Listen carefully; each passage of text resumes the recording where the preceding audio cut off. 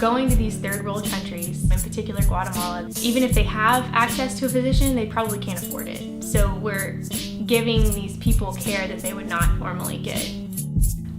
Antigua is a beautiful city. It's old and it's got tons of character, but what's awesome is it's surrounded by volcanoes in every direction. It's beautiful, it's breathtaking.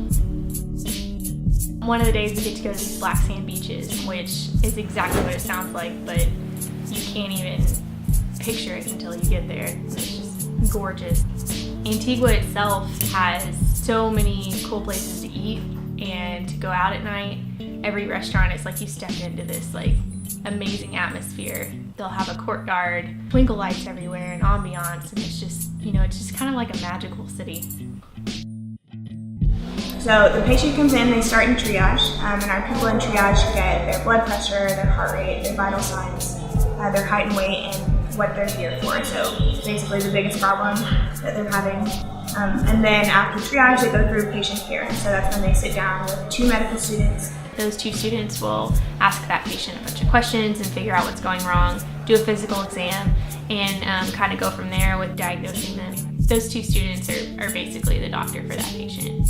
And then once they have the diagnosis and they prescribe the treatment, they go from there to our patient education station, where they get a lot of education about proper hygiene. Because a lot of the problems here, they just don't know how to keep themselves clean to prevent themselves from getting sick. And then after that, they go and they wait on their prescriptions in pharmacy. Before they leave, they will get a lot of education from the pharmacist on, like why they're taking these pills and, what they're taking them for.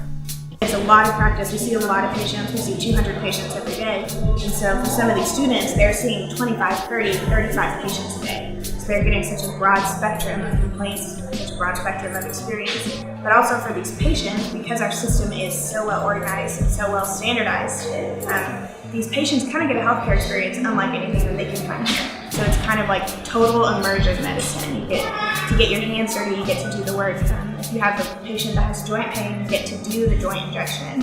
You get to help give them the breathing treatments to help their lungs work better. You pretty much get thrown in and you act as a physician. You see the patient, you intake them, and you pretty much decide what's wrong with this person, diagnosis and treatment, and you're doing all this by yourself and in Spanish. And the physician will come over and pretty much just check off what you've done. But this is the most experience that we've gotten as physicians in medical school. That's why it's such a special experience.